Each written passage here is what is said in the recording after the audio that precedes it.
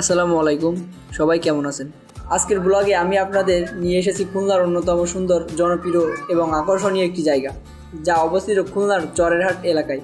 অনেক দিন ধরে এই জায়গাটির কথা বিভিন্ন মানুষের মুখে শুনে আসছিলাম, তাই ভাবলাম আজকে নিজেই এখানে এসে ঘুরে দেখি আর সেই অভিজ্ঞতাটা আপনাদের সঙ্গেও শেয়ার করি।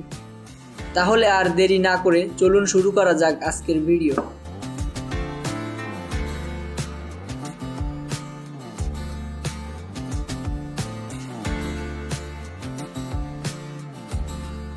দূর থেকে রেস্টুরেন্টটা অনেক বেশি আকর্ষণীয় লাগছিল। সন্ধ্যার আলোতে পুরো জায়গাটা আরও বেশি সুন্দর দেখাচ্ছে। যারা ছবি তুলতে ভালোবাসেন কিংবা পরিবারের সঙ্গে সময় কাটাতে চান, তাদের জন্য জায়গাটা বেশি উপযুক্ত। এখন আমরা ভিতরে প্রবেশ করছি। প্রবেশ করতেই চোখে পড়লো সুন্দর লাইটিং আর পরিপাটি সাজসজ্জা।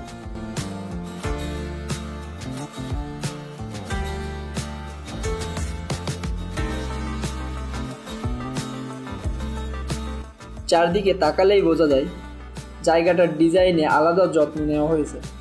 বসার জন্য অনেক সুন্দর ব্যবস্থা রয়েছে। পরিবার, বন্ধু কিংবা প্রিয় মানুষের সঙ্গে সময় কাটানোর জন্য পরিবেশটা একদম উপযুক্ত। আমি ব্যক্তিগতভাবে ওপেন স্পেসগুলো খুব পছন্দ করি। এখানকার খোলা পরিবেশ, হালকা বাতাস, শান্ত পরিবেশ সত্যিই মন ভালো করে দেয়।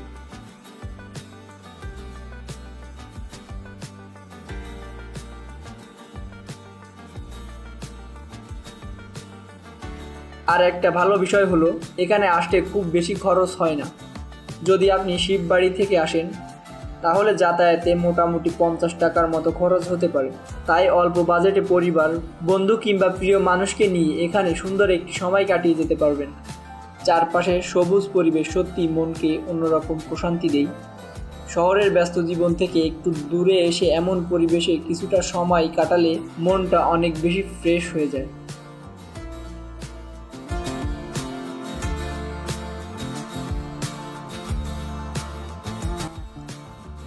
সব মিলিয়ে আজকের অভিজ্ঞতাটা আমার কাছে অনেক বেশি ভালো লেগেছে। সুন্দর পরিবেশ, নদীর মনোরম দৃশ্য, পরিপাটি সাজসজ্জা, নিরিবিলি সময় কাটানোর জন্য দারুণ একটি জায়গা।